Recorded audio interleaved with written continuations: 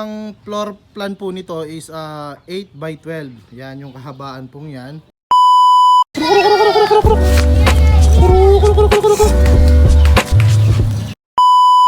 Yun, what's up? Good day mga katoka. So, hindi tayo gasino nag-update sa pinapagawa natin. Pero ito ngayon, ipapakita ko po yung konting progress ng ating pinapagawang brooder section.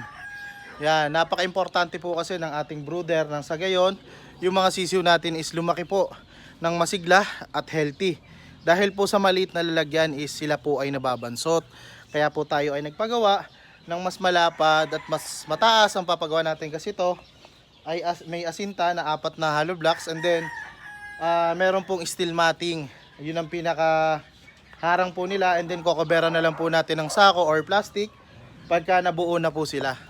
And then yun nga, sad story, meron tayong bad news dahil ngayon is birthday ng aking bilas, si Tag PTB.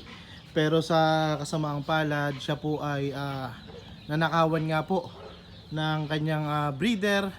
At the same time, pati po yung sisiu is dinali. Nakuha din po. At yun nga mga toka, kung mapapansin nyo, wala na po yung display niya, yung kanyang mga super pumpkin. At saka yung kanyang dalusape na tinaray namin kahapon nga na i-exercise.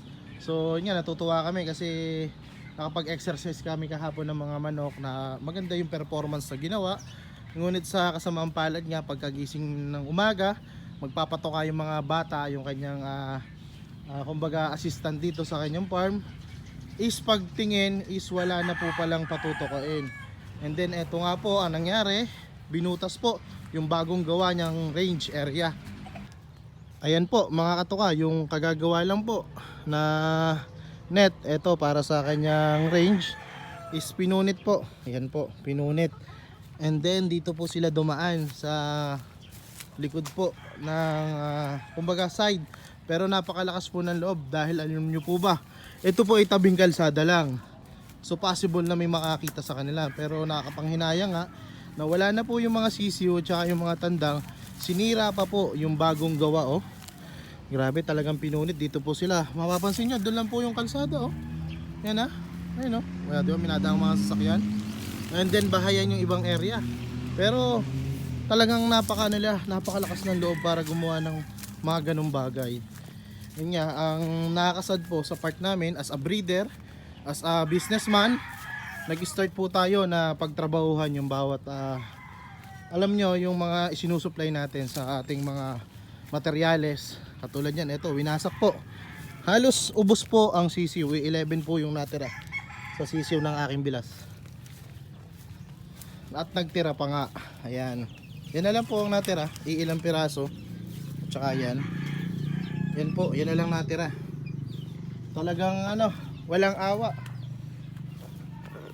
At yun nga mga katoka, bago pa alam nyo yung mapag-ipunan at mapagplanuhan, yung itatakbo ng magandang business is pagkatapos ng progress, meron na tayong nakikitang magandang nangyayari sa ginagawa natin.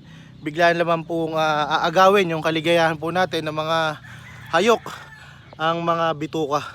Dahil po yan nga, bago pa natin mapaghirapan, yung sa materialis pa lang, sa pagbibreed pa lang, yung pagpili pa lang natin ng materyales, at syempre yung gastos din, hindi po biro yung gastos, lalo na sa pagkain. Ako po ay gumagastos katulad ko, hindi po ko ganong kalaki ang akin. Unlike dito kay Bilas, napakalaki na ng kanya dahil napakarami niyang alaga. Ako po ay gumagastos na sa potoka ng weekly is 5,000 plus. So hindi pa po ganun karami, kasi meron ako 95 na sisiu, and then meron po akong mga stag na more than 40 heads, and then yun nga, may mga breeder tayo. So yun nga, 5,000 a week, yun na lang, 5,000 a week ang nagagastos natin sa pagkain. What more dito kay Bilas, napakadami po nito. Ilan yung sisiu niya? Halos kulang-kulang 300 siguro. And syempre may mga breeder pa. Ayun nga, kukuhanin na lang po ng ganun-ganun na lang. Sana naman po ay lumaban kayo ng patas at hindi po biro ang gumastos at maglaan ng oras sa business para sa ikagaganda ng buhay natin at syempre sa family. Dahil lahat naman po ng ginagawa nating pagsusumikap is para po sa pamilya. Yun nga, sad to say, so talaga nakakalungkot. So yun nga, good luck na lang sa next breeding. Sana ay ah, paano ko ba sasabihin, laksan mo yung loob mo, bilas. Siyempre hindi lang naman ikaw rin na nakaranas dyan, marami din naman breeder na nakaranas dyan, yung malaking farm. Talagang ipagpasa Diyos na lang natin yan, yung mga ganong klaseng tao.